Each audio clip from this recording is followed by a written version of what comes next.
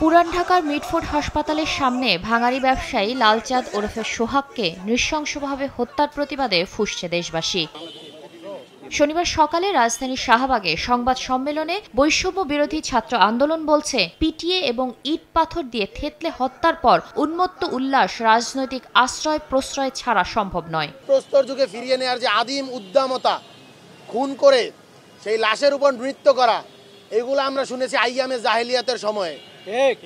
সেই আইয়ামে জাহেলিয়াত ফিরিয়ে আনার বাংলাদেশের যে অপচেষ্টা, যে ষড়যন্ত্র, এই ষড়যন্ত্র চলমান। ক্যাম্পাসে মানববন্ধন কর্মসূচিতে অংশ নিয়ে নর্থ সাউথ বিশ্ববিদ্যালয়ের শিক্ষার্থীরা অভিযোগ করেন, বড় বড় সন্ত্রাসী কর্মকাণ্ড করেও পার পেয়ে যাচ্ছে অপরাধীরা, অথচ নির্লিপ্ত অন্তর্বর্তী সরকার। তারা কেন গদি আঁকড়ে ধরে ব্যর্থভাবে দেশ পরিচালনা করছে আমরা জানতে চাচ্ছি।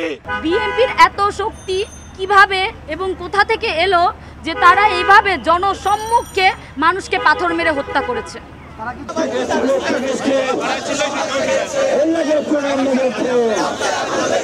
ঢাকা বিশ্ববিদ্যালয়ের রাজু ভাস্কর্যের সামনে বিক্ষোভ মিছিল করে সোহাগ হত্যায় জড়িতদের 24 ঘন্টার মধ্যে গ্রেফতার করার দাবি জানায় ছাত্র অধিকার পরিষদ। একই সঙ্গে দ্রুত বিচার ট্রাইব্যুনাল গঠন করে 1 মাসের মধ্যে বিচারের দাবি জানায় সংগঠনটি। এ সময় বক্তারা বলেন, চাঁদাবাজি, হত্যা, মামলা বাণিজ্য না ছাড়লে বিএনপির পরিণতিও আওয়ামী লীগের মতো হবে। ক্ষমতায় আসার আগে যদি আপনাদের এই ক্যারেক্টার হয়, ক্ষমতায় আসলে আপনাদের কি ক্যারেক্টার হবে?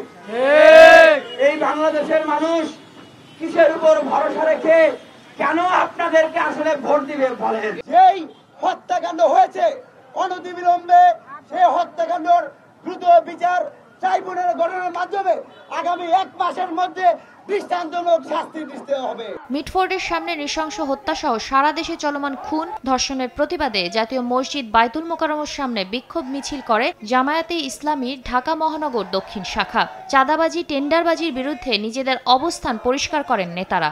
অস্থিতিশীল পরিবেশ তৈরি করার মধ্য দিয়ে তারা সেই ঠুনকো নির্বাচনের আয়োজনে সরকারকে বাধ্য করার অংশ হিসেবে এই সমস্ত ষড়যন্ত্র চালাচ্ছে। এ সময় সোহাগ হত্যায় জড়িতদের দ্রুততম সময় কঠোর শাস্তি নিশ্চিতের আহ্বান জানান বক্তারা। প্রতিবাদ চাঁদাবাজের বিরুদ্ধে। শাকিলা শারমিন, সময় সংবাদ, ঢাকা।